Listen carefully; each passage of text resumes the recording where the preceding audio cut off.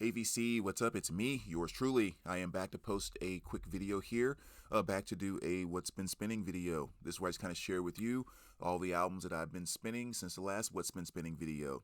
And as I always kind of say at the beginning of these are the albums that I actually sat down and listened to from front to back, so not just skipping in a few songs here or there and blah, blah, blah. So kind of took in the whole thing. So, yeah, I think this one's coming a little sooner than my typical What's Been Spinning videos, but it just seems like I've been playing a lot of stuff lately. I was actually kind of just looking at it right before I hit record here, and I think like I spun 9 albums yesterday just alone. So yeah, a lot of good spinning the last few days. Had a little more time on my hands, so that's been good. But let's just kind of dive right into it. We'll start with a couple of cassettes.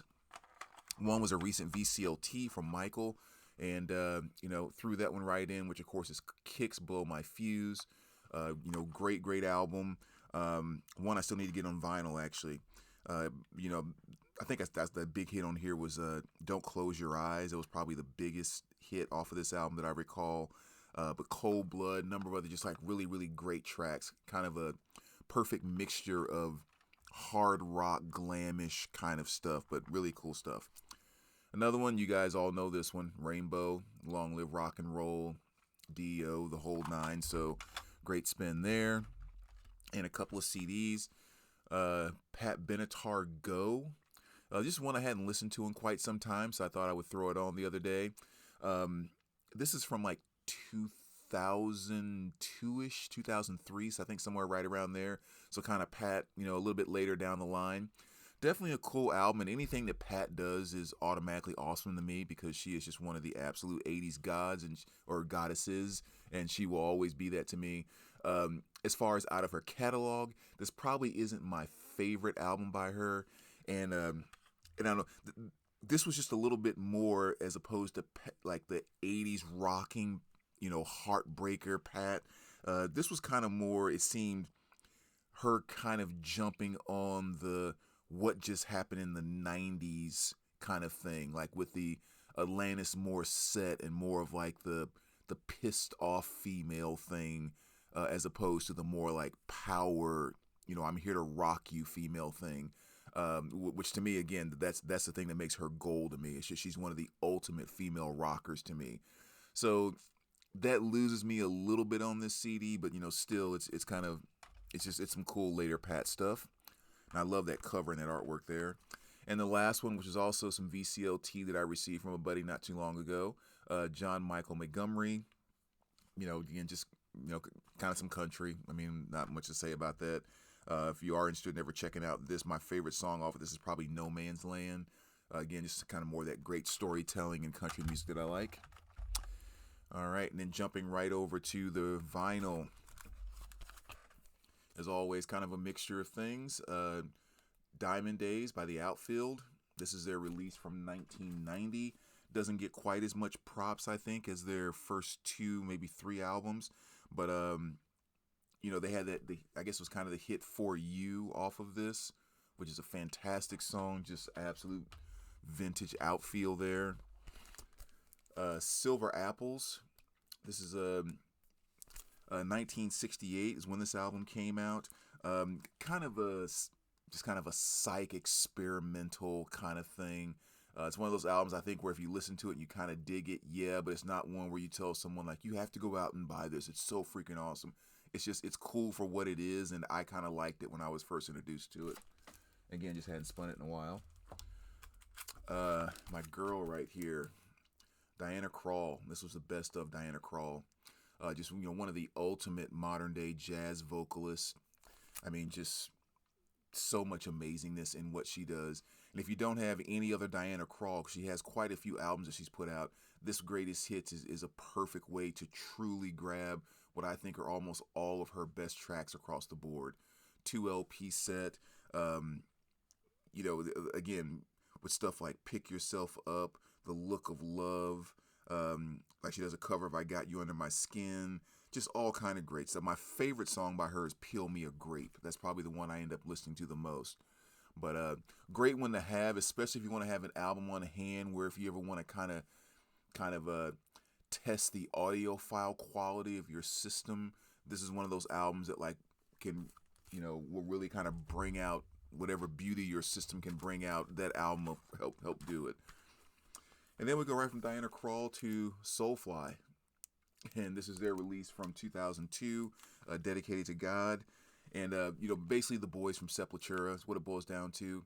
Yeah, just, I mean, really, really cool album. I think you have to be in the mood to listen to this album because it is just like straightforward kind of grinding punch. You're not going to get a bunch of musicianship and technical, guitar playing and that type of stuff. This is just find the freaking, rhythmic tribal groove and you're just in it, So, but really, really awesome album and and perfect for exactly what I just described. Some VCLT I got from Aaron Mutha Alamere a few weeks ago. Finally got around to actually listening to it. This is Brother Kane, and this is their release from 1993. Again, just kind of a great hard rock album. Remember the song Got No Shame off of this? I think it was kind of a big hit. So finally got around to spinning that. And a little Gorgira, one of the bands I've just come to totally fall in love with over the past, 2 or 3 years now. Again, those that know me know that Godsmack is my favorite band, and I love Godsmack because of the kind of always described as the gigantic rhythmic walls of sound that they do. And Gorgira is just kind of, one of those modern day metal bands that does that same thing. Just so rhythmic, so tribal, so big and powerful. I just absolutely love it. And this is probably my favorite album by them, song for song. So whether it's stuff like Shooting Star or Stranded, it's probably my favorite song by them. But just a awesome, awesome album. This classic, Bryan Adams' Reckless. Again, you guys know this one, 1984. All kinds of great stuff on here. Run to You, Heaven, Somebody, Summer of '69, It's Only Love. Dang, just the album plays like a 80s greatest hits. Eddie and the Cruisers tend to give this a spin pretty regularly. Just great old school rock and roll right here. Soundtrack, of course, but John Cafferty was the performer, which I've always said too. I think one of the things that, I think this being the soundtrack to a cool movie gave the music more exposure, but I also think the music was so freaking good that it also kind of left Cafferty behind, and everything got associated with Eddie and the Cruisers, because really, like, the music on this album, especially at the time back in '83, it was like Bruce Springsteen level. That Cafferty seems like he should have been a lot bigger than he ended up being, and great soundtrack, so much great stuff on there. The Clash, Combat Rock, again, another classic you guys know about. Should I Stay or Should I Go? Know Your Rights, Rock the Cash Ball. Just another awesome, more creative, in my opinion, punk albums. The Fix. This is their release from 1986. One I think is maybe not as well known. No gigantic hits on here, but definitely still kind of just that great 80s sound, especially what you would expect from The Fix. So definitely a good one to check out if you're not familiar with that one. Little Tess Parks and Anti Newcomb here. This is her release from 2018. Again, it's just kind of another one I like to throw on when I'm feeling the mood. Tess is one of those artists where when you're listening to her, kind of Mazzy Star-like, not quite as melody-ish, or not melody is not the word. She's one of those artists, and when she's singing, it sounds like she just woke up. Like she's not fully awake, and it's kind of very somewhat monotone, but it creates this vibe that's really, really cool. So highly recommend checking her out if you are not familiar with that. And then back to a little metal here, a little Sanctuary. This is their release from 1987. This is Refuge Denied. Sanctuary, great metal group. Definitely kind of a King Diamond, kind of feel, sound, vocalist, that type of thing. So, another cool one there I just hadn't spun in a while. And a buddy came over the other day and we spun a few things, and one of those was Breaking 2. Electric Boogaloo. Again, just total fun album from that soundtrack back in the day. This is the Japanese pressing that has a slightly different cover than the US version. But yeah, all kinds of great stuff on there with all the great memories of Turbo, Ozone, and all that all great stuff. Black Mountain here, and this is their release from 2010. Another band I would love to get more stuff by, but doesn't seem to come around that often. But really really cool album. You know, there's a couple of mellow things on here, but there's just a number of just awesome kind of like just up, let's say like deep purple rock type of stuff on here as well. Especially I don't know who the organist is in within this on here, but you would swear like John Lord from Deep Purple was sitting in, because they use that whole rock, you know, Hammond organ type of thing. And like I said, you'll start listening to it in places and swear you're listening to Deep Purple. So really really cool stuff there, and that's one I go back to fairly regularly actually. Slaughter, Fear No Evil. Nice 2 LP set of the reissue that came out not too long ago. That was Slaughter's 1995 release, so kind of a little bit after and out of the 80s there. Buffalo Springfield. This is a retrospective to the best of Buffalo Springfield. Again, another classic here. You know, For What It's Worth, and just all other kind of great stuff with Neil Young and all the guys. Just, again, classic. What I got here? Oh, I accidentally picked up two. Genesis, Selling England by the Pound. Again, some of that early progressive Genesis with Peter Gabriel at the helm. It's always so interesting when I listen to Genesis stuff, which I do quite a bit, but it's like I can almost never go to one of the early albums and specifically pick out songs that I think are just so great. The early Genesis stuff is just a feel that I like to be in when I'm listening to it, and I don't know, it's just one of those weird things, but another great listen as always.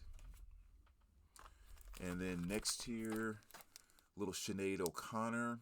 This is her release from, what year was that? 1987. The Lion and the Cobra. You know, had the awesome hit Mandinka on here, but again, just a lot of cool stuff. Just Sinead doing her thing. I like how, I should say, that they reissued this not too long ago, which is kind of nice because this has been so hard to get for so long. And I love that they did it with a different cover. So on here, she's doing that, and on the new reissue, I guess it's from the exact same photo shoot, except it's a picture of her like screaming with her mouth wide open. So it's like so easy to tell the difference between the old pressing and the new, which I like when they do that, when they kind of make it very distinct. Horace Parlan here. This is Up and Down. This was an album that I wasn't very familiar with from a jazz perspective. I mean, you know, Grant Green and Booker Irvin. Yeah, Booker Irvin on here. But I mean, man, this was just, I played this and it was just freaking awesome. Fell in love with it so fast. And not only do you have, you know, awesome moments where, you know, Grant is kind of soloing and you get to hear the genius of him, but this is one of those very accessible jazz albums. Like maybe for someone who is not really into jazz or not really into kind of the wilder side, or especially kind of going down towards the free jazz side and that type of thing. This has a bunch of beautiful pockets that you can really kind of sit into very comfortably and take in. And yeah, I mean, I had never heard this before and absolutely fell in love with it. So that was an awesome discovery, an awesome spin. Where are we at on time? Better move it a little bit. Deep Purple, again, you guys know this one. Perfect Stranger. You know, the guy's killing it. Nothing else to say about that. Legendary Deep Purple. One of my favorite albums from back in the 90s that I hadn't gone back to in quite some time, but this is Natalie Merchant, Tiger Lily. Just, you know, such a classic here. You know, I mean, just, yeah, again, you guys know Natalie Merchant. This is kind of right after she left the 10,000 Maniacs, and just a wonderful, wonderful album. Just one of the smoothest, silkiest voices that always gave me the chills. My boy, Billy Idol, Rebel Yell, and probably the one album I've shown the most in my years in the VC, because this one always pops up because I'm always listening to it. It's always the answer to a question. It's one of my top 10, I would say, most important and influential albums of my lifetime. Because, Eyes Without a Face was the video that introduced me to MTV.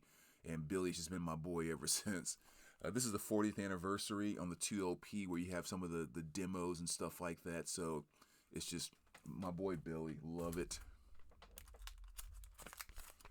Cream, more just fantastic classic rock here. I mean, you guys know Clapton and the boys all too well there. My favorite Ben Harper album, Ben Harper and the Innocent Criminals. This is Lifeline. Just I don't know, Ben Harper's just kind of so all over the place. You never quite know what you're gonna get with any of his albums. But yeah, this is definitely my favorite one. Love the song, In the Colors, but even more so, Fool for a Lonesome Train is probably my overall favorite Ben Harper song, period. So another great one there. This was also some VCLT about a week or two ago from Aaron Mutha Alamere, Black Sabbath, The Best, 1983 release, and just kind of greatest hits, Paranoid, Iron Man, Sweet Leaf, Snowblind, Changes. So yeah, it's kind of a nice get back to basics with Black Sabbath, which is awesome. Killers, another one of my frequent spins. When I think about the stuff that I go to the most with Iron Maiden, it does seem to be the first two albums and Somewhere in Time. I think I seem to go to those two albums more than any other. But yeah, Killers, legendary. Again, you guys know that one. Daryl Hall and John Oates, Rock and Soul Part 1, another great fun album there. All their hits here with Sarah Smiles, She's Gone, Rich Girl, Kiss on My List, You Make My Dreams Come True, Private Eyes, I Can't Go for That Man Eater, One on One, Say It Isn't So, Adult Education, blah, blah, blah, blah, blah. Just hit after hit after hit. Such a fun album to listen to. And back to a little 80s here, Ice House, Man of Colors. And this is their release from 1987. And remember, they had the big hit Electric Blue off of this. Every time I hear that song, I envision the video because the guy just had like the biggest freaking mullet you've ever seen in your entire life. And it just cracks me up, but awesome, awesome track. Now, a few weeks ago, I showed, let me say this. This is Clapton out of the box set, the 4LP box set called Complete Clapton. The first one was 1960 something through 81 or something like that. And then this one is like 82 through 2006. So it just kind of goes through Clapton's entire career. So I listened to the first two albums a few weeks ago in one of the previous What's Been Spinning, and I got around to listening to the other two. And really cool box set. Like I said, not very expensive, 4LP, and truly just covers all of the basic Clapton that you would want to have in your collection. So on this one, stuff like It's in the Way That You Use It, Tears in Heaven, Layla Unplugged, My Father's Eyes, and then kind of going into some of the stuff he did with B.B. King. So yeah, this is kind of just like the years say that later Clapton going into the early 2000s. So really cool stuff there. Hootie and the Blowfish, Musical Chairs. Got this out of the box set that just recently came out. It's one of those Hootie albums I didn't remember that well, but when they started playing it, there was a couple of songs that popped up that I was like, oh yeah, I remember hearing that on the radio. Just one of the Hootie albums that kind of got lost in the bigness of their first album, or maybe their first two albums, but definitely their first album. But another good one there. I think that was their third. More Ben Harper, and this is Diamonds on the Inside. This is 2003. Again, not necessarily a ton to say specifically about this one. It's just, Ben doing his creative thing again.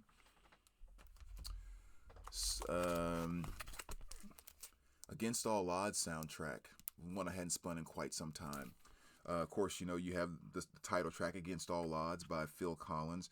But one of my other favorite ones to go to on here is Male Curiosity, performed by Kid Creole. Love that song. Love the video to it as well. It's really cool. But yeah, just another one I hadn't spun in some time. Got like two more left here. Thin Lizzy, Renegade. There you go. Again, more classic rock. You guys know Lizzy. And last but not least, the Staple Singers. And this is Respect Yourself. Again, more just kind of classic. I mean, classic R&B soul with Staples, Mavis Staples, and the whole gang there. So more great stuff right there. So there you go, VC. That's what's been spinning over the past couple weeks, however long it's been. As always, let me know what you guys think. Appreciate you stopping by, and we will talk to you soon. All right, take care, guys.